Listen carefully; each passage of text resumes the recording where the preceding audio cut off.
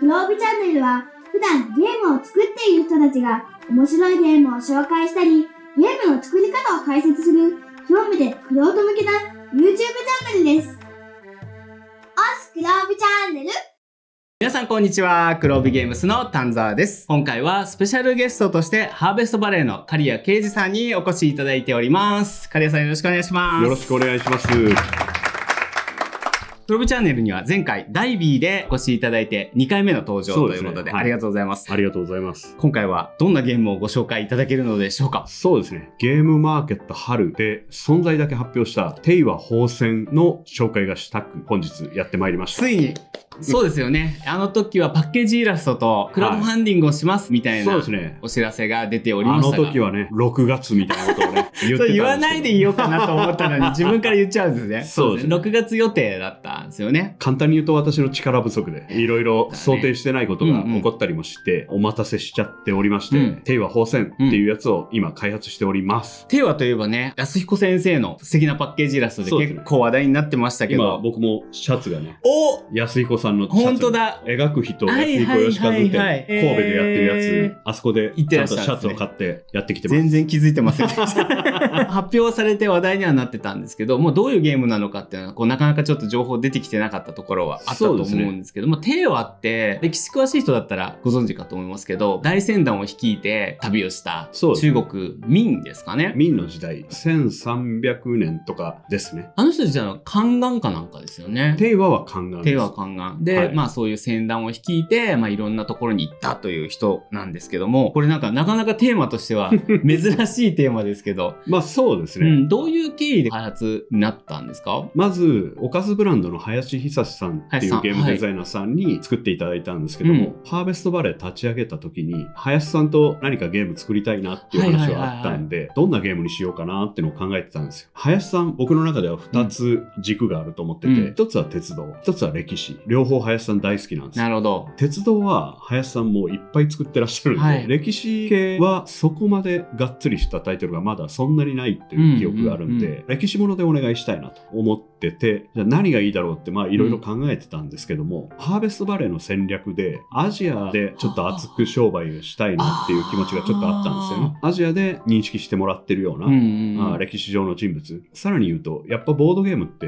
ヨーロッパ、アメリカでこう発展してきた文化があるので、そういうテーマ多いじゃないですか。はい。まあヨーロッパの地図を広げて遊ぶようなゲームってたくさんありますよね。はい、でもアジアでみたいなのはあんまないから、確かにあっても若干こう西洋から見た東洋みたいな感じでずれてたりもするんで、まあ、やっぱここは一発東洋人の我々が東洋歴史モチーフで。いや、それは熱いですね。はい、ただ歴史でやるってなった時に問題が、まあ、いくつかあるんですけど、大体歴史上の偉人って戦争で勝った人なんですよ。で戦争で勝った人は、当然戦争で負けた相手がいるんで、歴史を語るときにちょっとめんどくさいんですね。まあ負けた国の人とかから見ると嫌なやつだと思われてるし、そういうことなんです。っていうことですよね。はい、誰をモチーフにするのがあらゆる人に受け入れてもらえるかなみたいなので、蒙古襲来みたいな話になると、モンゴルの人はいいかもしれないけど、やられた国の人たちはあいつって思ってる可能性があるっていうのがありますもんね。って考えたときに、テイワって明の偉大さを周辺諸国に知らしめるために、朝貢貿易って言って、中国の素晴らしい宝物を、まあ言ってしまえば各国にばらまいて、お前ら明帝国すごいだろうと、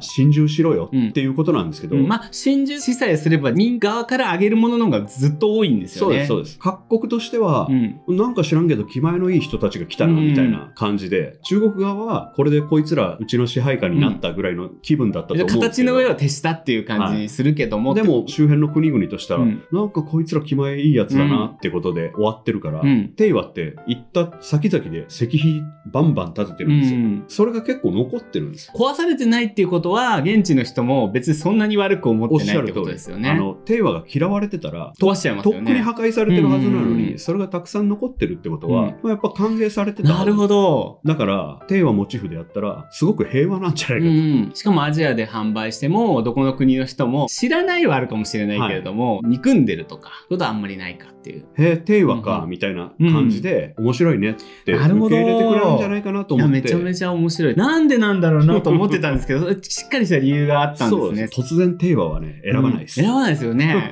林さん、すごく歴史に造形が深いんで、僕がテイワで行こうと思うんですけどって言ったら、即貿易系のゲーム2つ今抱えてるから、試してみて、テイワのテーマにマッチしてる方を刈谷さんにプレゼンしますね。かっこいいです。もう引き出しはありますよと。しかももう選択肢もありますよ。しかもテイワって言ったら、即、なるほどね、みたいな。すげえなと。そんな感じで、トントン拍子で。なるほど。ちなみに林さんに聞いた感じだと、結局持ってた2つのゲームは、どれもテイワに合わなかったんで。なるほど。今回の結局作ったものは違うものになった。まあ、それ専用のものになった。でも、そういう意味では引き出しがいっぱいあると、まずそれでテストしてみてって言って、進みは早いですよね。そうですね。なので、非常にスムーズというか、しばらくして、刈谷さんプロトタイプできましたって言われて、遊びに行って、すげえ面白いじゃんってなって、もうありがとうございます。編集作業進めますんで、スムーズでしたね。あとですね、パッケージイラストびっくりしたんですけど、御大安彦義和先生じゃないですか。はい。僕も安彦先生大好きなんで、いろいろ歴史もの、西洋の歴史ものとか、キリストのお話とか、割と歴史の漫画がたくさん書かれてて、歴史のイメージはあるんですけど、いや、にしても、よく書いてくださったなとか思うんですけど、そこはもう初めからいきなり安彦先生しかないっていう感じだったんですか？そうですね。割とそうで、そもそもの話をすると、僕もう小学生ぐらいの時から安彦義和さんが大好きだったんです。しかも僕田舎だったんで、ガンダムとかちゃんと放送してなかったんです。だから僕、安彦義和先生をがっつり作家として認識したのってアリオンからなんですよね。アリオンの漫画、映画あたりから安彦義和さんすごいなってなって、ガンダムのキャラデザした人なんだみたいな。そっからずっと安彦さんのことは好きだったんですよ。安彦さんの歴史漫画とかほぼ全部買って読んでて、ずっと好きだったんですけど、月と仕事するとはまた違うじゃないですか。今までほとんど何の関係もなくやってきたんですけども、林さんと歴史ゲーム作るってなった時に、日本とかアジアを中心にした漫画って結構書いてらっしゃるんですよ。だから歴史テーマだし、もうヘビーゲームになることが分かってたんで、説得力のあるイラストが欲しい。どっちかっていうと厚塗りで、僕もいろんなゲームのパッケージイラストをプロデュースしてきましたけど、厚塗りにするときとちょっとライト目の方がいいときってありますけども、今回は確実に厚塗り重厚感っていう感じですもんね。2000円3000円のパッケージだったらもうちょっとライトなテイストだったと思うんですけども、今回1万円近く多分なるんで、そうなるとパッケージもその値段出す説得力が欲しいなって考えた時に、もちろんいろんな選択肢はあったんですけども、自分の中で安彦さんが浮かんでしまって、さらに言うと安彦先生もそれなりにご高齢でいらっしゃるから、仕事を頼むとしたら最初で最後のチャンスかもしれないと思って、本気で考えてみようと思って、今まで生きてきた中でいろいろなコネクションがありますので、いろいろなコネクションで当たってみて、ただ安彦さんホームページとかもないので、どうやってつながるか、お仕事はこちらみたいなね、メールアドレスがあるわけじゃないですもんね。だから知り合いの編集者さんとかにいろいろ当たって、でもなかなか難しいわけですよ。ボードゲームのパッケージみたいな話じゃないですか。最終的には角川の仲良しの編集さんが渡りをつけてくれて、安彦さんの近しい方が角川の知り合いの編集さんと面識があったんで、そこを通じて話をすることができて、じゃあそこのラッキーというか、ちゃんと人間関係がつながっていたっていうところもあって、もう本当に途中結構諦めてたんですけど、1ヶ月2ヶ月3ヶ月返事がないみたいな感じだったので、さすがに無理かなと思って別の方探さなきゃなみたいなことを思ってたんですけど、あるタイミングでいけるかもって言われて、マジかと、ぜひともってもうそこから話を進めさせていただいて、やっぱり熱意っていうのもあって、やっぱり途中で諦めちゃいますもんね。やっぱり僕も何回かその大物の方にカードゲームのイラスト描いていただいたりするときも、初めダメ元で行くんだけど、やっぱり何ヶ月もお演じなかったりすると、お忙しいしなとか思っちゃいますもんね。いや、そこはやっぱり刈谷さんが強い気持ちを持ってたのが繋がったんじゃないかなっていう感じしますね。そういう形で作られてきたこの帝和宝泉を今作り中なので完全なものではないんですけど、テスト版というか、そうですね、を実は今日お持ちいただいているということで、まさに出来たてほやほやのグラフィックを持ってきてますんで、のでね、今日この後ちょっと遊ばせていただければと思います。ぜひぜひよろしくお願いします。よろしくお願いします。はい。というわけでですね、ここに最新のコンポーネントをお持ちいただきました。結構いろんなパーツがあって、まだ仮のものもあると思うんですけれども、ざっくりとですね、どういうゲームなのか、どうやって進行するのかを刈谷さんからご説明いただいてもよろしいでしょうか。はい。説明させていただきます。細かいルールを説明すると、すごく時間がかかってしまうんで、ざっくりとした大きな手順を説明しますね。はい。ゲームのメインのフェーズは3つに分かれてます。本当は4つに分かれてるんですけど、最後の4つは処理するだけなんで、そういう意味でゲーム的に大きな動きがあるのは3つと言わせてください。まずここの交換ボードっていうのがあるんですけども、はい。交換っていうのは高い官職の人っていう意味ですね。中国の本土でいろいろ働いてらっしゃる皇帝さんだとか官僚さんとかに力を貸してもらうためにどの交換の力を借りようかなっていうのを選ぶ。そういうフェーズです。カード見てもらえると上にある黒い帯の上に書かれてる画像、これ交易品なんですけども、この交易品をこの交換に渡すと、この白い枠に書かれてるものをもらえると、こういう援助をしてもらえるっていうことが示されています。交換は中国本土にいて船団には乗ってきてる人じゃないってことなんですよね。そうです。はいはいはい。本土で政治を行ってる人たちってことですね。で、我々は船に乗っていくんで、ただ彼らいろいろ後方支援してくれるんで、どういう後方支援をしてくれるかっていうのがここに書かれてると。それを誰からもらうかでだいぶ変わってくるんで考えなきゃいけないっていうことですね。さらに重要なのが次の計画フェーズっていうのの航路を選択する順番っていうのがこの交換フェーズで決まります。はいはいはい。どういうことかっていうとですね、どこの航路を選ぶかっていうのをゲーム的にすごく重要なんですけども、この交換、こっちのカードの脇に A、B、C、D、E って書いてあるんですけども、ここの位が高い方、E が高くて A が低いんですけども、高い交換の力を借りてるほどこっちで選ぶ順番が早くなる。早くなる。はい。高い位の人の援助を受けているほど航路を選ぶ順番が先になる。先になる。はい。先にいい航路を選べるってことですね。同じランクだった場合は左側の交換の方が優先されます。さらに言うと1人のプレイヤーが同じ交換の力を得ようと思った場合は先に置いたプレイヤーの方が順番は先になる。なるほど。で先に置く後に置くですけども、一番最初にスタートプレイヤー決めます。スタートプレイヤーラウンドごとにぐるぐる回っていくんで、それで決まると思っておいてください。なるほど。はい。いろいろこの段階で疑問があるかもしれませんけど、あとは実際に遊んで。そうですね。どういう素材を渡すと何がもらえるかが、アイコンで書いてあるんですけど、実際どういうアイコンが意味があるのかは、ちょっとやりながらご説明いただければ。しかも、ここのアイコンとですね、こっちのテストプレイ用のやつが、画像が合ってないんで。テストプレイあるあるです。しょうがない。これ今進行中で、はい。さっき丹沢さんからもありましたけど、今日の朝上がってきた時に出来たてほやほやです。ご容赦ください。で、交換フェーズ、まずそれで終わります。で、次に計画フェーズがあってですね、計画フェーズ、ここに航路カードっていうのがですね、載るんですけども、ちなみに用語間違ってる可能性がありますけど、それは完成品で確かめてください。そうですね。まだ開発中はどんどん用語変わることありますからね。今、航路がとか言ってるけど、公開カードだったような気がします。なるほど。公開カードがここに置かれるんで、どこの工程で自分がルートを決めたいかっていうのを選ぶ、そういうフェーズになってます。大体原則的に、後ろの工程の方が重要なんで、先に選べるなら最後の方を選ぶ方が一般的です。なるべく中国から離れたところの方が珍しいものが手に入ったりするっていう感じなんですかね。おっしゃる通りです。一応これちょっと見せますけども、この後のメインフェーズのアクションのために必要になるんで、こんな感じで公開カードがめくられるんですけども、ここに大きく書いてる数字が今回進める距離でして、3であれば、ここはスタートなんで、スタートにはコマ置かないです。で、1、2、3という感じで、泉州、南シナ海、クイニョンに行くと。いうことが決定されるわけですね。これメインフェーズの話です。その3という数字が置く数だってことですよね。そうですね。ちなみにここにイベントも書いてあったりします。反乱って書いてますけど、反乱で何が起こるかまた後で説明します。またシャッフルし直すんで。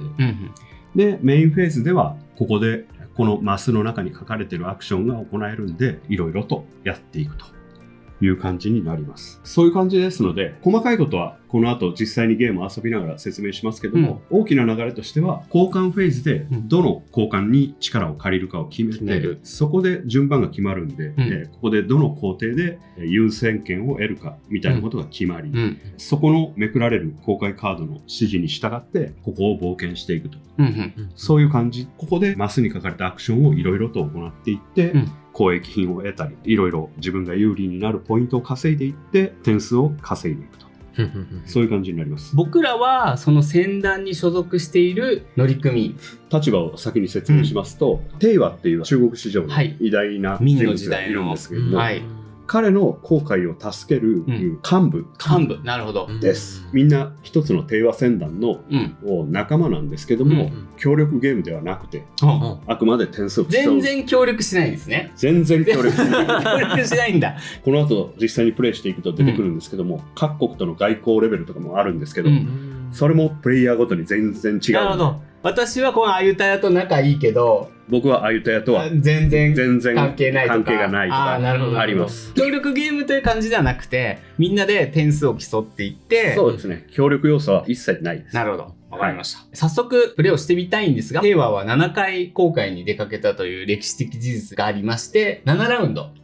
本来はやるんですけど、今日はですね、時間の関係もありまして、3ラウンド遊んでみて、この先こんなこともありそうですよというところをご紹介するところまででやってみたいなと思います。一応得点処理のところまでは説明して、やってみましょうか。はい。ちょっとイレギュラーなやり方なので、本番はちょっと本番が出てからということで、だいたい平均の想定プレイ時間はどのぐらいっていう想定されてるんですか？まあ3人で遊んで、慣れてても100分はかかると思いますし、2時間弱ぐらいですね。慣れてなかったら2時間はかかると思います。結構がっつり遊べる、どっちかというと中級から重ゲーに。重ゲーです。重ゲーで。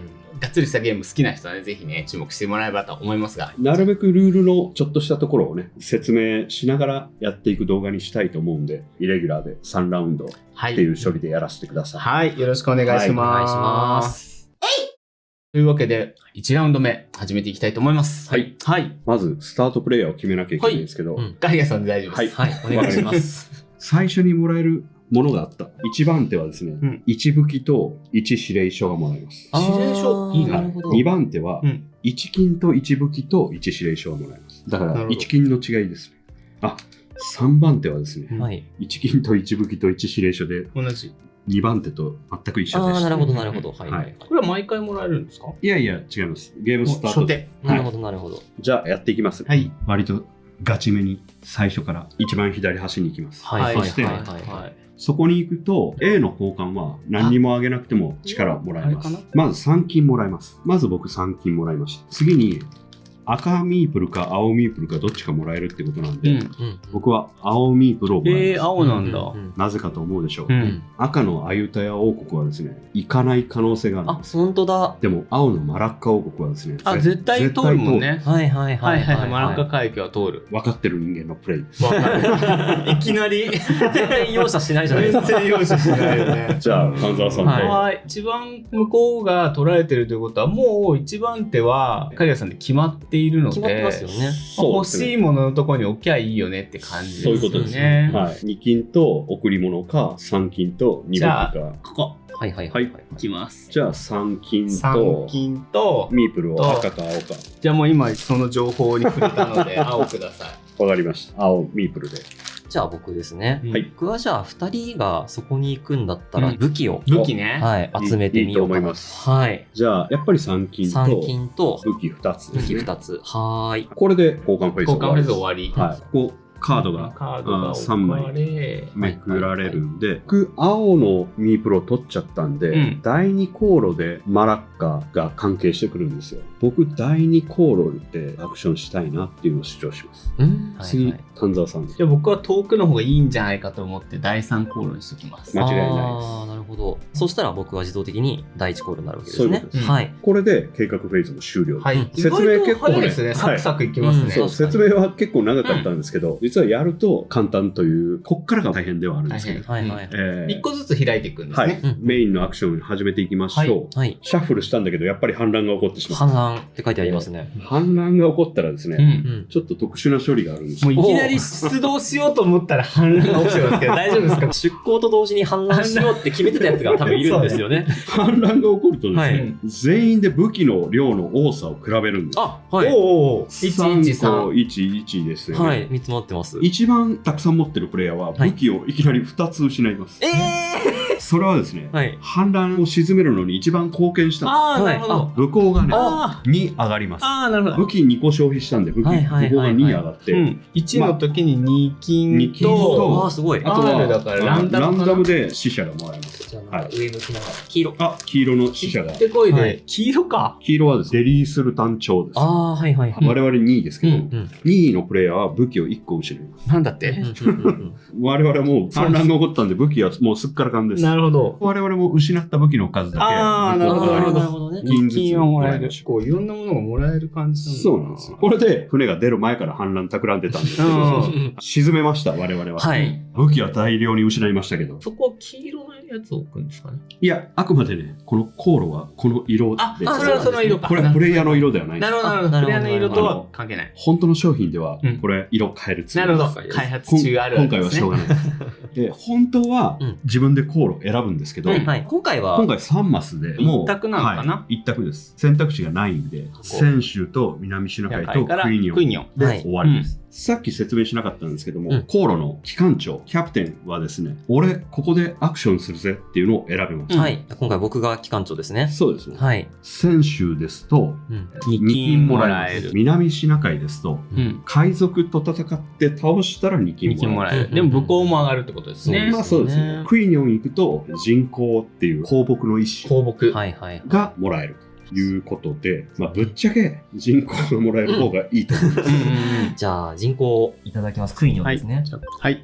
今回はルール説明をするために順番にやっていこうと思うんですけど、はい。本当は残りの機関長じゃないプレイヤーは自由にマス選んでいいんですけど、うん順番にやっていきますね。はい。はい。機関長はまずそこのクイニョンで人口をもらえます。あその後、クイニョンに石碑を建てることができる。永楽帝めっちゃ偉いっていう石碑ですか？もしくは、帝は、俺、テイはかっこすげえ頑張ってる。あー石碑、マスごとにコストが違います。はい2金払うと石碑が建てられます。石碑を建てると何が起こるかっていうとですね、そこのアクションをもう一回追加で行えるってことなんですよ。石碑は人口が建てられるんだったらもう建てた方がいいです。あ今2金払って2金払います。石碑を建てるとはい人口がもう1個もらえる。やったそういうことー。めちゃくちゃいいですね。いいですね。出だし好調です。石碑はゲーム終了時に1点にもなるんでう、んうん。建てられるだけ建てた方がいいです。縦得なんですね。さらに石碑が連結する。連結。隣り合うマスに石碑立てるとほ、それのボーナスもまたもらえたりする。はいとにかく石碑が立てないと嘘。石碑はそうですね。お金今結構あるしな。じゃあ、我々、僕と丹沢さんがうん次に何をするかですけど、はい残念ながら武器が消えてしまったんで、そうですね。そうですね。この海賊隊じゃできない。まあ、選手に行って、はい金もらっ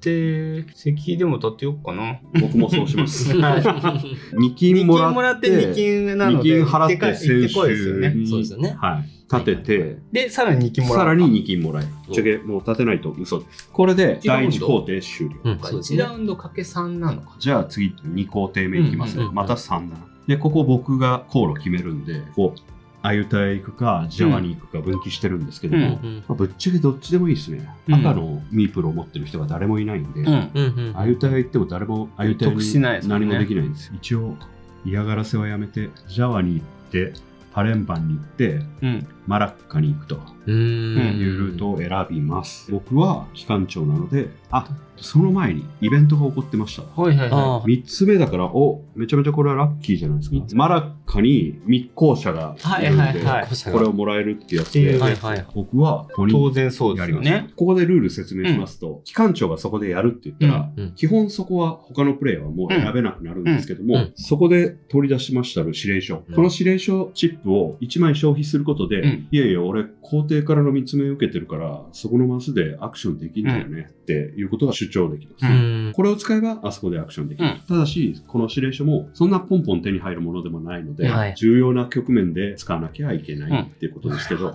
ここは安澤さんにとってはそこそこ重要なそうですね局面かも。しれない。僕は使おうと思ってます。はいとりあえず、機関長から行動するって感じですね。まずランダムでもらえるんで、赤引いた。次に、ここの国のアクション。大国アクションって言うんですけども、をやります。自分の手元にある死者コマ。これ、円柱ですけど、ミープルだと思ってください。これを1個消費することで、マラッカ王国との仲良しレベルが、僕は1になったんですよ。で、1になったら、そこの1の欄に書かれているものがもらえるようになる。一番こっち側、右側かな、に書かれているのは、ゲーム終了時にもらえるボーナスなので。なるほど。じゃあ、それは今はカウントしない。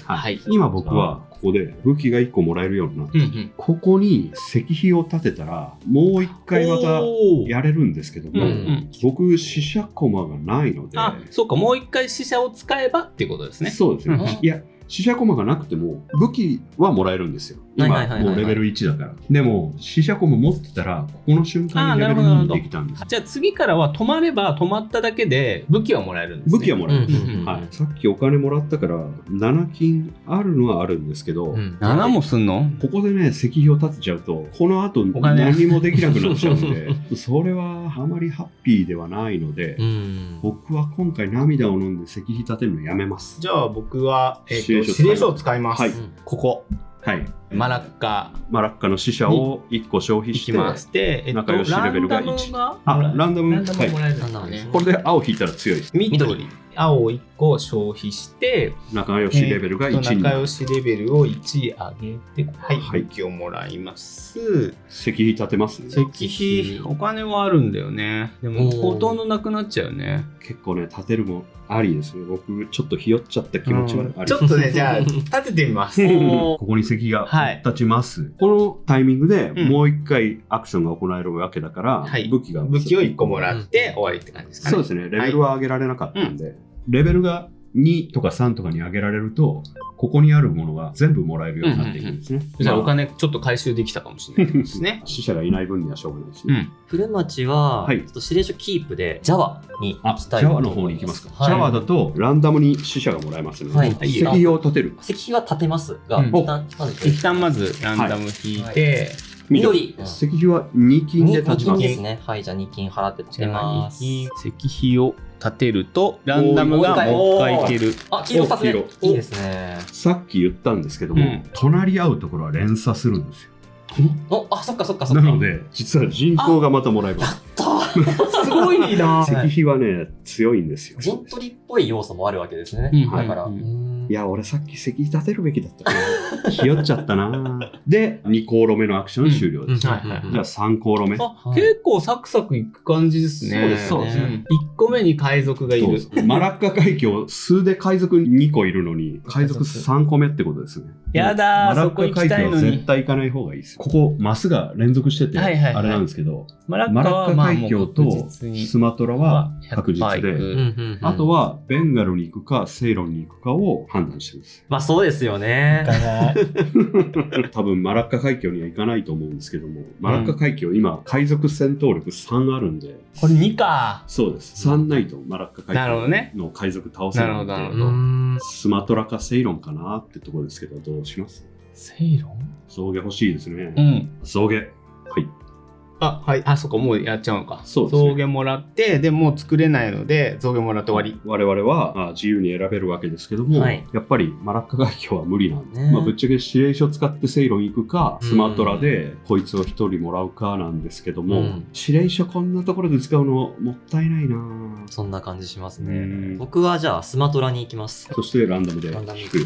ミープルいっぱい持ってるの結構強いんじゃないかと思うんですよね。黄色3つ目。黄色、ベンガル行くしかない。ベンガル行きたい。僕もね、スマトラ。いや、でも待てよ。象牙を手に入れないと俺、次のアクションで B が選べないな。それはね、とても良くないことなので、やっぱ僕、泣きながら指令書使います。セイロンでアクションを行うんで、象牙をもらうと。さらに、もうここまで来たら、僕は石碑立てますよ。セイロンに石碑がドン。なので、象牙も2個目がもらえる。あ、そっか。ちなみに、ここのトライアングル、セイロン、コーチン、モルディブで象牙と胡椒と友禅香がこうもらえるんですけど、ここに石碑を立てると美味しいです。うわー、確かにとんでもないことになりますね。確かに隣接し合ってるんで。マラッカに立ててる場合じゃなかったか。いやいや、マラッカ絶対必要です。絶対通るっていうのはね、でかいよね。そうですよね。これで実は1ラウンド終了です。はいはい。はい。これを3回やっていくと。そうですね。今回はねで最後のフェーズでうんこの辺回収していきますね。はい。僕らだからもう帰っちゃうってことですね。そうですうん。帰りは自然にヒュッといなくなります。そしてここの1工程目に書かれてた、置かれてた公開カードは捨てられます。あ、それがなとこのなんくなる。反乱カードは永遠に。あ、もうじゃあ永遠に反乱は起きない。あ、わかんないけどね。まだ別の反乱があるそして追加の公開カード、こんなのが読んなんだろうそれで、このアイコンは何かっていうと、はい。そこは寄港不可能ってことです。これだと2マス目はそこに船は行けない。ただし、これも指令書1枚使えばそこにマスああ、行ける。なるほど。もう指令書強いな。というわけで、これが入りますすごい。。シャッフルして、うんうん2ラウンド目の公開の山札が決まっていくと。あ、面白い。でもどういう効果になるかはちょっと言ってみないと分かんないところがカードでそうです。示されているでから。さっきは333でしたけど、うん。本当はもっと長い航路もあるんで、はいはいはい。 4とか5とか入ってるんで、今回は相当短い距離序盤のところばっかりってことですよね。はいそう、この今の感じだとアフリカまで行けないですもんね。ちなみに今航路カード3枚ですけど、うん。 3ラウンド目から4枚になっていきます。4になっていくとどんどんより遠くまで行け距離がるようになると。長くなっていくんで、はい。さらに交換カードに載ってたキューブが脇に避けられます。A の交換カードは関係ないんですけども、うん B 以上のランクの交換カードは1人1回までしか置けないので、はい。気をつけてください。うんうんこれで1ラウンド目終了となります。はい。はい。じゃあ2ラウンド目いきましょう。じゃあスタピーは丹沢さんに。スタピーというかですね、これを決めるだけなるほど、なるほど。青をここに置くぜ。そこに置くためには増業増業消費。払う。あ、すごい、報まず酬が。3金もらって、ランダムにこいつをもらって、すごい。黄色。そして武器も2つ武器ももらうもらって、さらにいや、長者になった気分だぞ。おー。このでラインあ航路を1個伸ばすことができる。うんうんその代わり、このラウンドしか使えないんでなるほど。古町さんが人口を持ってるから、そうですね。古町はここですね。で、人口を一つ払います。そして3金もらって、で、緑か黄色をもらえますよ。これ、どうしようかな。黄色そんなにいらないんだよ、もはやねえ。一度に1個しか置けないんですもんね、基本的には。そうですね。石碑立てれば、まあもう一回追加でいけるけど、黄色を4つにするよりは、緑を2つにする方が、そうです優ね。じゃあ、先度は高い緑で、はい、うんありがとうございます。指令書も1個もらえる。はい。おいいな、それがいいな。うん。僕も象牙しか持ってないんで、うんここに行きます。そして、象牙をまず1個払って、で、 3金もらっ3て、金、ランダム武器2個と、ソーダリン。はい、ランダム。これ重要だよな。緑。これで交換フェーズが終わって、うん。今回は黄色、古松さんが、一番強い。はい、はいまず好きな航路を選んでください。黄色、緑持ってるんで、うん第3航路じゃないですか。そうですよね。じゃあ、はい僕3つ目選びます。じゃあ僕が第2航路かな。そして僕は悲しき第1航路。えじゃあ、行きます。はい。4とかの可能性あ4が出ましたねあさっき引いたカードが次のラウンドでなくなってしまう。なくなっちゃいますね。そして、うん気候負荷は南シナ海だから。どうせ行かねえよ。よっていう感じあの。今回武力があるから、うんまだマシといえばマシだ。4つあるから選べる。俺赤一応持ってるな。持ってるから行くか。いやでもクイニョン行った方が絶対いい気がするな。いや、ちょっと大体も行ってみましょうよ、たまには。あゆた行きますか。おお、でもね、みんな赤の駒持ってないからあゆた行っても仕方がないと思うんですけど。だから半分嫌がらせ。で僕はクイニョン行きますよ。なるほど。選択肢を狭めてくるわけですね。人口が欲しい。確かにでな。しかもここは2金払えば石碑が立つから、2金払ったらもう僕ここ石碑で人口2個目ですよ。あ、俺これ使えるわ。じゃあ使いますわ。これってうんうんそのラウンドなくなるんで使わないと、ですね。はい。もうじゃあ遠く行きましょうよみんな。このダリンを使ってパレンバンまで航路を伸ばしましたので、その中でお二人アクションを選んでください。僕はもう結構選択肢がないので、超近い泉州にもう一回立ち寄って4金もらいます。はい。車松さんはどうしましょう。僕はパレンバンに行パレンバンって、はい。人口払うと、あとはい、 3金じゃあ、三金今回は、はい、はいもらいます。石碑は立てない。立てましょう、こアグれは。レッシブですじゃあ3金。石碑立てると、ジャワが隣にあるんで、そうなんですよね。ランダムで死者は引けます。それが結構美味しいなと思ってて、僕がもう人口の交換を使っちゃってるので、真ん中は人口と造象牙両方いります。ますよ。じゃあ交換しません。このままにしときます。立てない。縦はしときます。はい。石碑は立てる。人口の交換はまだやらない。やらないですね。ランダムなミープルがもらえる。はい赤。おお、赤はいいんじゃない？じゃあ、第2工程。はい、うん僕だ。なし。3、1個目に海賊。マラッカに海賊が出た。うん3ってことは選択肢はないですね。僕これ持ってるので、じゃあ4ついけます。伸ばしてもいいと。飛ばしてもいいです。まずマラッカ、マラッカ海峡をスマトラ。スマトラまでは確定してて、僕が置けるから別に伸ばさなくてもいいけど、古町くんに意地悪するっていうことだと、多分セイロンに行っちゃうっていうはい。手があるよね。その場合は多分カリカットに行くんだと思うんで。そうですね。緑がいるんで。デリースルタンとビジャヤナガル朝なんですけど、緑色は。両方に行くことはできないから。でも黄色行って緑行くこともできますよね。はい。セイロン行っちゃおうかな。これ消えちゃうのもったいないし。じゃあセイロンまで行っちゃいます。はい。はい。海峡にあいつがいる。セイロンかな。よいしょはい。象牙が欲しい。じゃあ象牙がもらえます。はい、象牙もらって、石碑が当然立てますか石碑は立てますよ。5金払って、石碑を立てて、そしたら象牙がまた象牙をもう一つ。1個もらう。隣り合ってるとこはないので、これで終わりかな。僕は気づくとお金が3金しかないから選択肢があまりないな。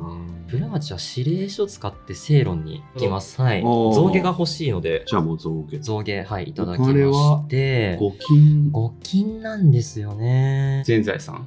そう、全財産になっちゃいますからね。この後はどうあがいてもカリカットは置けないですよね。そうですね。石碑は置けないですね。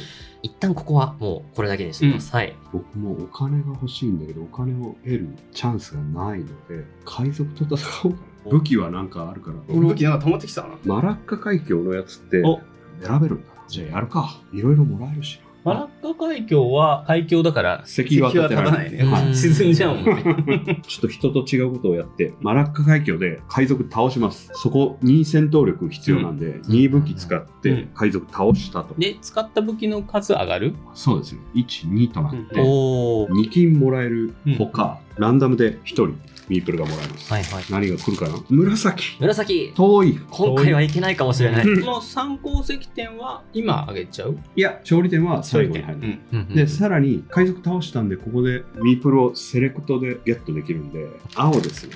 マラッカですよ。最後の第3工程。はい。 3だ。3個目に密航社会。ここは押さないまだそうですね。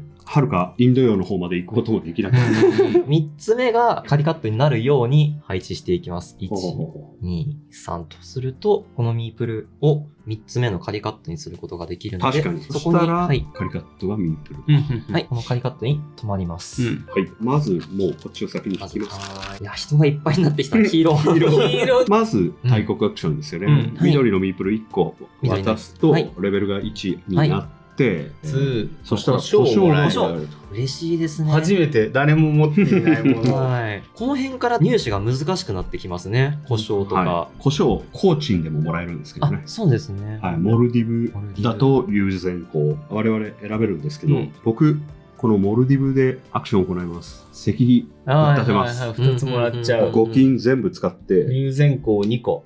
やったぜ。しか象も牙もそう隣接してるから象牙も1個もらえる。置いてる。おー。めちゃくちゃ物やばいが溜まってきたあー、ぞ。すごい。やばい。ただお金がない。お金はないのは僕も買わないんだけど、僕はね、お金が3しかないので、どっちも立てられないので、1個もらうのが2択みたいな感じ。そうですね。かな友禅香か胡椒か。とりあえず胡椒をもらってきます。これでもう2ラウンド目終了です。終了。うんはい。はい、じゃあラストラウンドになるんですかね。そうですね。うんあとこれが捨てられうん捨てからてます新しいの。うんお、5。 5ね。でも4マス目で海賊海賊3。だまりみたいな。やばいやばい。これ引くかどういやか。、引きたい。まあそして3ラウンド目はこの5枚中4ああ、枚が4枚になる。第4口論。ああ、マジ行くんでか、そうか。だいぶ遠くまで行くことになります。なるほど。なるほど。ぐっと伸びますね。本来のゲームではもうこの3ラウンドから割と本番っていう。なるほどなるほど。ここまでが序盤って感じです。うんインドぐらいまで行って、ちょっと帰るかみたいな。はいはいはいはい。ビビってるみたいな。マジインドパネっすわ、うんイみたいなン。ドよ、超えんならちょっとねっていうね。そしたら、はい1個目の人が2つ置けるってことですよね。今回交換で勝った人が。で一番はいハイレベルなところに置いた人がやれます。まあ無理なんですけどね。ね古町くんからいけるマックスのところで人口と人増減口と増減でじゃあここ置きます。はい。うんうん僕はやれるからにはやりますよ。そうっすよね。はい。友善項2つ払って、おお。こうですわ。石碑パワ僕ー。 A しか行けないです。 A しかいけない。絵しかいけない A。しか行けないですよ。つらすぎる。多分一番端っこのやつは行っちゃってるから。いや、A は A は何でもいいのか。何でもいいです。じゃあ、うん青ミープルもらいに行きます。はーい。青と3金。で、僕はなんと6金です。おー。いやは。すごいな。 6金とうんランダムミープル。やばいやばいや黄色ばい。賄賂が必要なんだ。 5色になってしまう。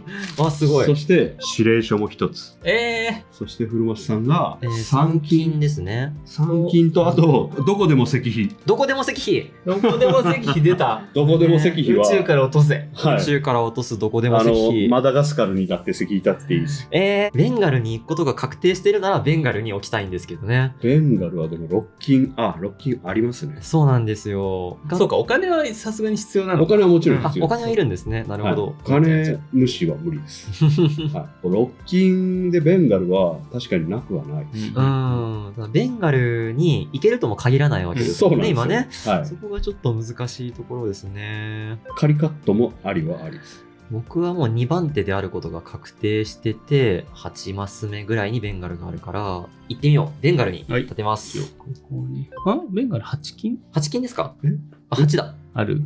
8ありますね。全財産ですけどね。いや、もうこれいっちゃいましょう。カリカットも8なんだよな、多分。あ、そうなんですね。 5色です。ははい。い。まあね、ラストラウンドなんでこれは。うんパッとそうだねパッと行きましょう。パッと行きましょう。待っていここれ立てたんで、はいアクションができるんで。あもうできるのかできるんですね。できるんですはい、じゃだからあ、ミープルを。そう。ミープロ1個払って、で、仲良しレベルが1個上がって、はい2金がもらえる。う。やったーうんうんうん次、ベンガルに行けたら、今、一気にミープロ3つあるじゃないですか。はいはいはい。マックスまでいける。即3レベルに行ける。熱い熱いですね、それ。絶対行かせる行か。きたいよ、ベン下からガル。行こうよ。みんな行こうよ、ベンガル。セイロンだよ、やっぱ。じゃあ、いやいやいや。僕からですね。はいうん正直僕、そんな熱いのないんだよね。これ5色あるし、ケツにします。次、古松さん、ここの読みは重要なんじゃないですか。そうですね。最短で8。まあでもやっぱ3じゃないですか。 3番目ですよね。 2では届かないうんじゃあ、これを3番目でいきます。えもじゃあもうこ俺れがそのままですかね。そうですね。はい。じゃあはい1からですかね。じゃあ1から僕も行きます。はーい。 3。海賊がいる。いきなり先週に海賊が出没してます。寒いなぁ。先週で4金も悪くないんだけどな。民治安悪すぎ問題。出た瞬間反乱も起こるしさ、ねもう。和光ですよ。あ、和光あか。そうかそれはちょっと申し訳ないこと和です光はね、和光っていう名の日本人じゃない日本人海じゃないかもしれない賊もいっぱいいたらしいんありますでね。これはやっぱクイニョンだろうな。最後って、こういうものってなんか役に立つタイミングってあります一応2個で1点とかありますし、あーなるほど7ラウンドまでって言ったんですけど、うん7ラウンド終わった後に最後に交換フェーズがあるんで、大体そこで皇帝にあなるほど、なるほど。変動します。なるほど、なるほど。最後まで獲得はするのは得は得ってことそうですねうん。それ以外に後でいくつで何点みたいなのもあります、一応なるほど。このラウンドで最後だけど途中っぽいアクションで人口2個ゲットします。うんうんうん人口4つもあってそんな持ってどうするって感じだけど、持ってても役に立つだろう。じゃあお二人はどうしますか？まあ僕武器持ってるから、先週で4金かな。海賊を倒して武功も上げながら。あげる。2。ラなんかンダムミランダムーが、お、黄色。1連卓召喚が出てきてしまったぞ。で、4 4金もらえる。人口2個持ってると点数になったりしますなるはずです。なります同じ種類の集めた方が、いや、ってことでもないです。合計の個数でいいんですかね。そうです、そうです。なるほど。攻撃品2個で1点です。種類は自由です。なるほど。お金3金で1勝利点です。じゃあ行く意味はありますね。指令書を使います。クイニョンに行きます。そして人口2つ。はい。あと、ランダムミープルが1つもらえてしまう。うん。それは石立てたあ、時。立てた時だけ。あ、はいなるほど。了解です。人口2つもらって僕は終了です。じゃあ、第2航路。うん。だし。あ、5だ。も進んだ。まずい、まずい、まずい、まずい。そういうことがあるのか。でもさ、僕もやや黄色うんレンガで生きた身もいや、これベンガル届かないです。届かないですかスマトラまでです。 5でここだもんね。はい。ああ、よかったよかった。下1回通るんですね、あそこは。はい。アユタヤ行っても、ジャワ行っても、マス数は変わらないです。うんうん。じゃあ、1、2、3。じゃあ、マラッカ海峡に3海賊が出ると。でも、マラカ海峡確定じゃない？マラッカ海峡もどっちから行っても。 5海賊いますよ。そんなん無理よ。僕はでもマラッカは、石碑立ててるからうん行った方がいいんじゃないですか。石立ててるから、なんか隣行く手もありますよね。確かに。アユタヤは意味ないから、マラッカって何もらえるの？今はまだレベル1だから武器1個ですけど、マラッカここです。ああ、そっかそっかそっか。はい。マラッカ行くがいいな。そうですね。マラッカですね。いい。マラッカに行かれてしまうと厳しい。で、僕はお金がないので、パレンバンかもしれないな。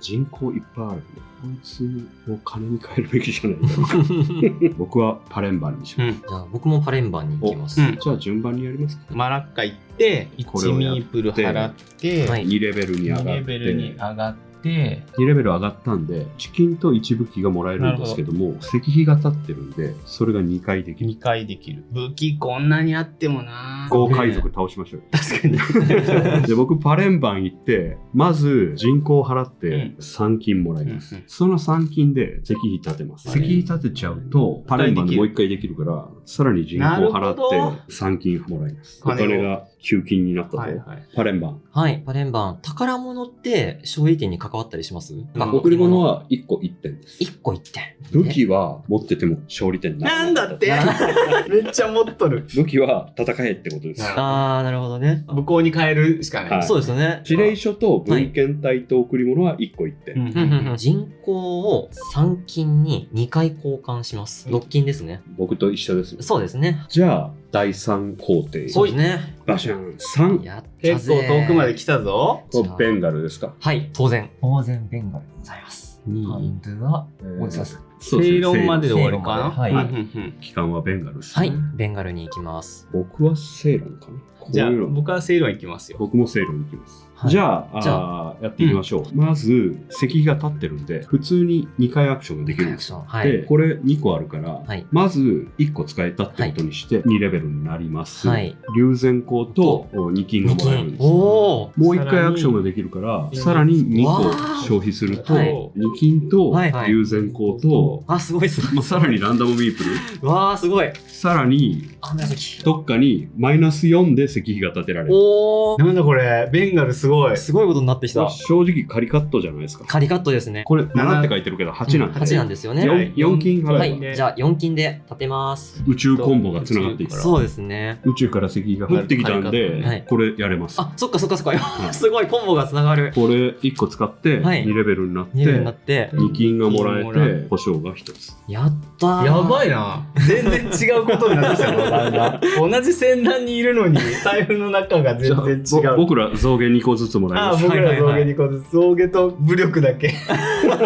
さっきのめちゃめちゃ派手でしたね。あー、すごい気持ちよかったです。ごいみんな民の良さを分かって。みんなのさね、このねロールプレイ難しいな。知識がないと知。識がないとね。オーラス僕だったんですけど、はいうん何のイベントも起きないあららあらまあ。平和なアクションです。行きましょうよ。ね遠くまで。アフリカ動物欲しい。動物見たいですね、ちょっとね。動物見に行きましょうよ。アフリカ行きますか？アメリカ行こう。やったー。いいですねシマウマとライオンが手に入る。モガディシオ。ソマリアですかね。ねじゃあ、うん僕はここにしますよ。モガディシオに行くとシマウマかライオンがもらえます。やったでー。シマウマかライオンってどういうことかというと、はいこれ従者ボードっていうのがあってですね、うんうんうん各人持ってて動物を獲得したらですね、ここに置いていくんです。はいここで急にパズル要素が、ひっくり返してもいいんですか？ひっくり返してもいいです。こんなのは全然なるほど。なるほどテトリス的は、。ないテトリス的に。最初に取った動物は、うんこの S って書いてある、うんスタートですね。うんうんうんうんここから置き始めなきゃいけない。うんうんうん1個でも埋まってたらいいと。テストプレイ中なんで、うんこの手書きのやつがあるんですけど、うん。はいはいはいはい。それをマスで覆うと、うん。それがもらえる。ああ、なるほど。はいだからここだったら人口もらえるし人、口もらえる。 1武器もらえるし、1金もらえる。うん。まあ、これだと武功が1個上がるし、これは指令書が1個もらえる。っうんうんなるほど。ていう話で。まあ欲しい方に向かっていけばいいよねって感じですかね。ちなみに、せっかくなんで、今、超制作中の動やっ物。た今はね、こんなので遊んでますけど、うんうん商品ではこういう風にイラストが入るはずなんで、はい。ー。楽しい。早くアフリカに行きたい。そうですね。後半は結構毎回アフリカまで行く感じですよね。はい、こっちのティムール町に行きたい人間と動なるほど物行きたい人間が、いはいここの主導権争いが始まるああ、なるほど。っていう感じで面白くなっていくと思います。うんはいで、僕、ここなんで、じゃあ最後だから、お金持ってても仕方ないし、モガディシオに席立てやますよ。ったー、モガディシオについに民の意向がアフリカ大陸に伝わった。ほらやったぜモガディシオだ。随分遠くまで遠くまで来た。ちょっと絵的には面白くないけど、ライオン2個もらいます。動物置くじゃないですか。はいうんこれの一番大きい長方形の点数がもらえます。へー。なので、ライオンとシマウマとかだと、一番大きい長方形にならないんで。あ、はい埋まってる長方形ってことですね。そうですあ、なるほど。なるべくじゃあみっちり入れていった方がそうですね得点高。はいい。心ではシマウマとライオンを一緒に連れて帰りたいんですけど、急に違う遊び始まりましたけど。そうですね。ライオンをこうゲットしてこう置いた時点でうん1金もらえるんです。はいはいはい。さらにライオンをこうなるほど。置いてそうすると人口がもらえる。僕の従者が充実したと。じゃあお二人も僕は武力を全部使い果たしたように、こう、インド洋に行って海賊をぶちのめしてきますよ。参戦闘力バーンと上がりますからね。 5まで上がる。まず2金もらえるでしょ。それスラッシュなんで本当は人口か象牙かどっちか好じゃあきなの。人口をもらおう。まあランダムミープル。さらにこれが解決してるので、2金もらえてセレクト。でもセレクト俺ミープルじゃなかったんじゃないミープルじゃなくて、もしかしたらあれお食じゃないね。これですかもしれないあーはいはいはいはい。好きなものが選べます。じゃあ宝石じゃないですか僕は。これをもらいます。はい。僕は海賊を退治して満足しました。プルマチはもう武器が1個しかないんで、うんモルディブでいいかなと思ってます。モルディブは石碑立てると、多分勝利点的にはマイナスになっちゃうのかな。流線光2個で1勝利点ですもんね。うん今回は流線光1個でターンエンドです。じゃあこれで3ラウンド目のうん4航路が終了したんで、はい。はい。今回はこれでここで終わり。終了。うん。今はい度は倍以上あるってことです今ね。度は倍以上ある。うんうわまあ、結構行きましたね。そうですね。結構いったアフリカまでアフリカまで行けた。ねえ。でもね、ティムール朝とかとのやり取りがうん本当はゲーム上重要なんで、うんまあ、あと交換もね、どんどんレベルが上がっていくと確かにそうですよ強い効果をもらえるんで、低レベルの人としか僕らで付き合いがなかったですけどね。一応これでラウンド終了ってことになると、交換フェーズをやるのはやるんですよ。やる。やってみましょうかそこまでや。りますか、うんうんうん。一応僕からなんで、勝利点があるのは象牙と人口のここだな。象牙と人口を払ってここにしました。お二人はどうしますか？ D あまではいけるんですよ。星二つはないの実は真ん中のやつもいけるのであ、、本当だ。そこに D で。はい。はい。プルマチはじゃあ、これかな。はい。うんうんはい。じゃあ順番にやっていきますか。6金もらってください。はい贈り物2つもらってください。わーい。古橋さんもはい6金。と、やば全校を2つ。ランダムミープル。黄色引くと点数になる。あ、緑。指令書が1つ。で、僕は3金もらえる。これで夢が広がるの。合計7金になったんで、石碑1個立てられるのが、これは結構大きい気がするな。うんマラッカにするか。7金払ってスカンピンになって、もうモガディシオまで石碑が立てば、うん永楽天も許してくれますよ。青ミープル1個消費して、うん2レベル上がって、1金と1武器もらったと。なんか隣接してるだろう。タレンバンか。象牙1個渡して、宝物1個もらうか。うん確かに。これで勝利点1点だいいな。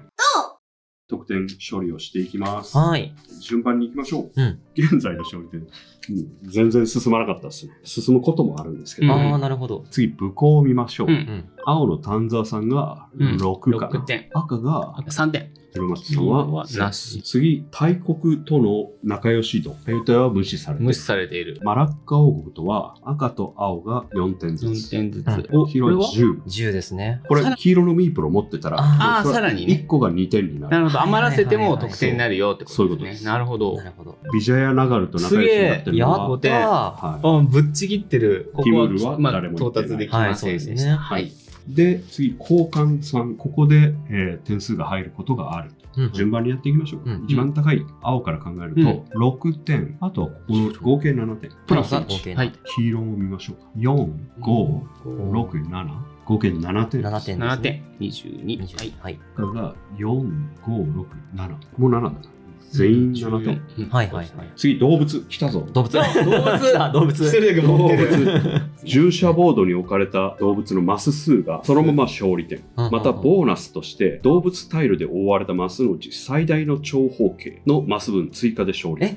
じゃあこれ倍入るってこことれですか？12点入る。おわすごっ、 6マスでまず6点入り、はい最大の重宝も6マスなので12点。はい、はいじゃあ強い動物。 26。すごいすごい動物だな。すごい。はい。次に石碑。石碑の数1個1点。なるほどこれも順番に数えますか。青からいきましょうか。1、2、3。 3個じゃないかな。赤が1、2、3、4、5、6、7。す7。ごい。33。黄色が1、2、3、4、5、17。ああ、追いつけない。突き放されてる。交易品が2個で1点。僕は2点。赤が2点。赤がうんで、僕も2点。黄色黄色1点です。 1点。はい。はい。で、お金3金で1勝利。僕は0。めちゃめちゃ持っとる。 7点かな。29。振り待ちが5点。あ、結構競ってる。 33。よいしょ。で、指令書文献体贈り物が1個1点。僕2点です。僕も2点。振り待ちが1点。これであゲーム終了。あいろんなものをバランスよく取った方がいいけど、うん結構1点突破でいってもいいかもしれない。あくまでね、3ラウンドまで3ラウンドのあれなんで、動物も今回僕しか取ってなかったから、うんそこで差がガーンってついたけど、うんみんな進めていけば動物も一切取らないってことはないはずなんで、うんなるほどその辺でどうなっていくか。向こうだって行く人はやっぱ15とか16とかまでガーって行くんで、うん。向こう急にダチョウが手に入ったりしてる。あ、本当だ。というわけでね、プレイしてまいりましたが、ありがとうございました。ありありがとうございました。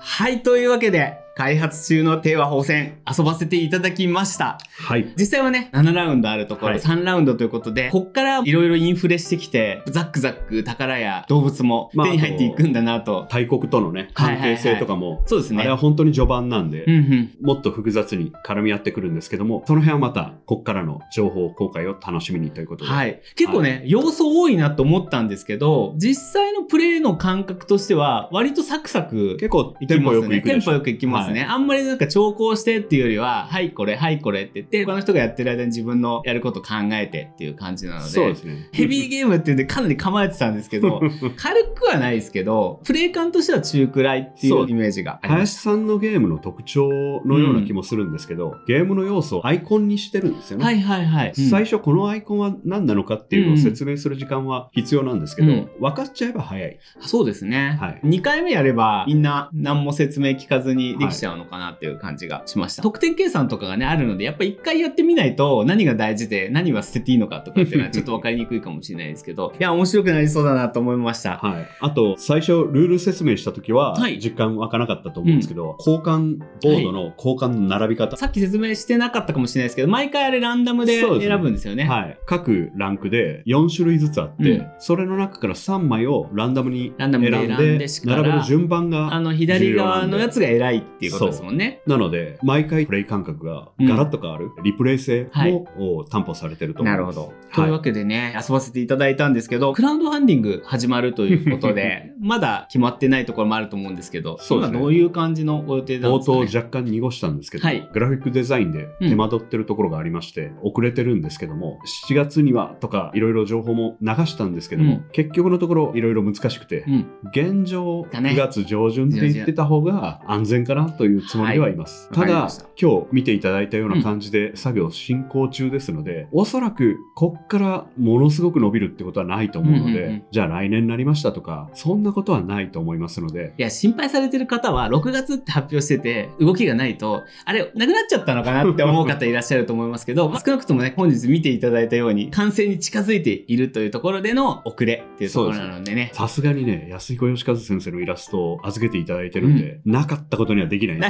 のにはできないし、ゲームもね、しっかりしたものにやっぱり。そうですね。林さんらしい非常に面白いゲームになってると思いますし、テイワの実際の功績にもね、非常にやっぱ林さんがこだわって、うんうんゲームに落とし込んでくださってますんで、ゲーム出ればかなりご期待に添えると思うんで、はいぜひ楽しみに楽しみにしててください。最新情報は、ハベストバレーさんのそうですね X とか、はい。チェックしていると、最新の情報更新されると思いますので、ぜひぜひね、はいフォローしてぜひぜひ。ください。ちょっとお待たせしてね、本当申し訳ないんですけど。いや、もうじっくり作ってください。はいい。や、もうめちゃめちゃ楽しみにしてます。で、また完成した暁には、はい、ぜひ。ぜひちょっとこちらにもいらしていただいて、はいということでね、また紹介していただければと思います。他最後に、そうですよね。そうですねまだ作られてますもんね。帝和宝泉が第3弾なんですけど、うん第1弾が第 B で、第2弾何なのかって話ですけど、これもゲームマーケットで発表させていただいたんですけども、うんスペースインベスターズうんっ。ていうゲームを用意させていただいておりまして、はい。こちらアークライトさんから出てる七とりどりの作者さんの荒尾さんの作品でして、うんこれは23年、去年のゲームマーケット春でインディー版が発表されたやつのリメイク版でして、これも本当に面白いゲームになってますので、9月5日発売。これはもう印刷もすでに作業中で、もうそろそろ日本に来るかみたいな世界ですので、なるほどこれは間違いないはずです。じゃあ、はいこちらもね、ちょっと発売のタイミング、もしタイミング合えば、また、はい、ぜひこちらのチャンネルにもいらしていただければと思います。スペースインベスターズの動画が難しいってことがあっても、普通にプライベートで遊びましょう。そうですね。遊びましょう。ぜひぜひ、はい今日長時間ありがとうございました。ありがとうございますというわけで、また次回お会いしましょう。それでは、さようなら。さようなら。いいねボタンとチャンネル登録をお願いします。